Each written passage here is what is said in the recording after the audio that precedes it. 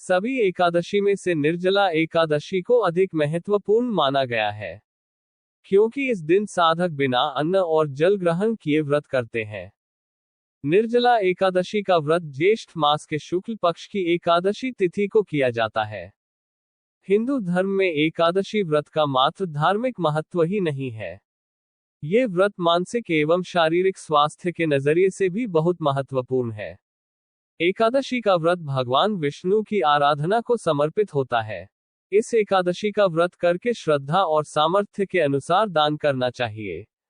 इस दिन विधिपूर्वक जल कलश का दान करने वालों को पूरे साल की एकादशियों का फल मिलता है। इस प्रकार जो इस पवित्र एकादशी का व्रत करता है, वह समस्त पापों से मुक्त हो जाता है। इस बार निर्जला एकादशी 18 जून को पड़ रही है। एकादशी व्रत का इतिहास। एक बार बहुभोजी भीमसेन ने व्यास जी के मुख से प्रत्येक एकादशी को निराहार रहने का नियम सुनकर विनम्र भाव से निवेदन किया कि महाराज, मुझसे कोई व्रत नहीं किया जाता।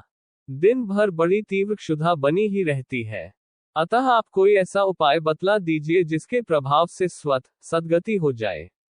तब व्यास जी ने कहा कि तुमसे वर्ष भर की संपूर्ण एकादशी नहीं हो सकती तो केवल एक निर्जला कर लो, इसी से साल भर की एकादशी करने के समान फल हो जाएगा। तब भीम ने वैसा ही किया और स्वर्ग को गए। इसलिए यह एकादशी भीमसेनी एकादशी के नाम से भी जानी जाती है। निर्जला एकादशी का महत्व। निर्जला यानी यह व्रत बिना जल ग्रहण किए और उपवास रखकर किया जाता है। इसलिए यह व्रत कठिन तप और साधना के समान महत्व रखता है। यह व्रत साल में एक बार होता है। जो व्यक्ति पूरे वर्ष के 24 एकादशी व्रत नहीं रख सकता, उसे निर्जला एकादशी का व्रत जरूर रखना चाहिए। इससे आपको सभी एकादशी व्रतों का पुण्य प्राप्त होगा। हिंदू पंचांग अनुसार वृषभ और मिथुन संक्रांति के बीच शुक्ल पक्ष की एकादशी निर्जला एकादशी कहलाती है। इस व्रत को भीमसेन एकादशी या पांडव एकादशी के नाम से भी जाना जाता है। पौराणिक मान्यता है कि 5 पांडवों में एक भीमसेन ने इस व्रत का पालन किया था और वैकुंठ को गए थे, इसलिए इसका नाम भीमसेनी एकादशी भी हुआ। सिर्फ निर्जला एकादशी का व्रत कर लेने से अधिक मास की 2 एकादशियों सहित साल की 24 एकादशी व्रत का फल मिलता है।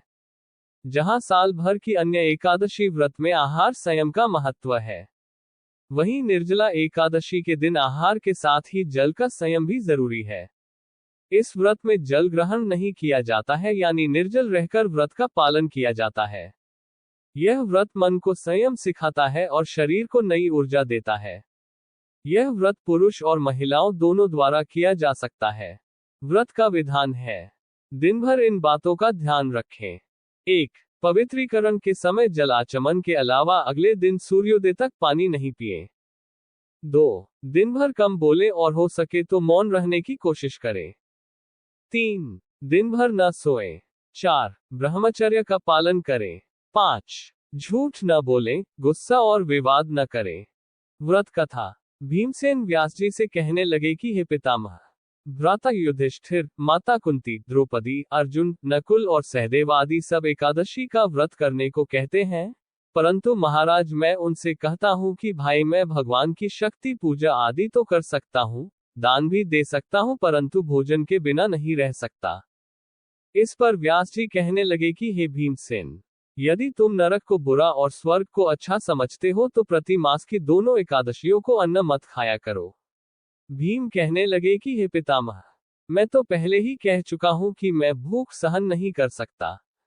यदि वर्ष भर में कोई एक ही व्रत हो तो वह मैं रख सकता हूं, क्योंकि मेरे पेट में वृक नाम वाली अग्नि है, सो मैं भोजन किए बिना नहीं रह सकता। भोजन करने से वह शांत रहती है, इसलिए पूरा उपवास तो क्या एक समय भी बिना भोजन किए रहना कठिन है। अतः आप मुझे कोई ऐसा व्रत बताए जो वर्ष में केवल एक बार ही करना पड़े और मुझे स्वर्ग की प्राप्ति हो जाए। श्री व्यास जी कहने लगे कि हे पुत्र, बड़े बड़े ऋषियों ने बहुत शास्त्र आदि बनाए हैं जिनसे बिना धन के थोड़े परिश्रम से ही स्वर्ग की प्राप्ति हो सकती है। इसी प्रकार शास्त्रों में दोनों पक्षों की एकादशी का व्रत मुक्ति के लिए रखा जाता है। व्यास जी के वचन सुनकर भीमसेन नरक में जाने के नाम से भयभीत हो गए और कांपकर कहने लगे कि अब क्या करूं। मास में 2 व्रत तो मैं कर नहीं सकता, हाँ, वर्ष में एक व्रत करने का प्रयत्न अवश्य कर सकता हूँ। अतः वर्ष में एक दिन व्रत करने से यदि मेरी मुक्ति हो जाए तो ऐसा कोई व्रत बताए। ये सुनकर व्यास जी कहने लगे कि वृषभ और मिथुन की संक्रांति के बीच ज्येष्ठ मास के शुक्ल पक्ष की जो एकादशी आती है, उसका नाम निर्जला है। तुम उस एकादशी का व्रत करो। इस एकादशी के व्रत में स्नान और आचमन के सिवा जल वर्जित है। आचमन में 6 मासे से अधिक जल नहीं होना चाहिए, अन्यथा वह मद्यपान के सदृश हो जाता है। इस दिन भोजन नहीं करना चाहिए, क्योंकि भोजन करने से व्रत नष्ट हो जाता है। यदि एकादशी को सूर्योदय से लेकर द्वादशी के सूर्योदय तक जल ग्रहण न करे तो उसे सारी एकादशियों के व्रत का फल प्राप्त होता है। द्वादशी को सूर्योदय से पहले उठकर स्नान आदि करके ब्राह्मणों का दान आदि देना चाहिए। इसके पश्चात भूखे और सत्पात्र ब्राह्मण को भोजन कराकर फिर आप भोजन कर लेना चाहिए। इसका फल पूरे एक वर्ष की संपूर्ण एकादशियों के बराबर होता है। व्यास जी कहने लगे कि हे भीमसेन, यह मुझको स्वयं भगवान ने बताया है। इस एकादशी का पुण्य समस्त तीर्थों और दानों से अधिक है। केवल एक दिन मनुष्य निर्जल रहने से पापों से मुक्त हो जाता है। जो मनुष्य निर्जला एकादशी का व्रत करते हैं उनकी मृत्यु के समय यमदूत आकर नहीं घेरते, वरन भगवान के पार्षद उसे पुष्पक विमान में बिठाकर स्वर्ग को ले जाते हैं। अतः संसार में सबसे श्रेष्ठ निर्जला एकादशी का व्रत है। इसलिए यत्न के साथ इस व्रत को करना चाहिए। उस दिन ओम नमो भगवते वासुदेवाय मंत्र का उच्चारण करना चाहिए और गोदान करना चाहिए।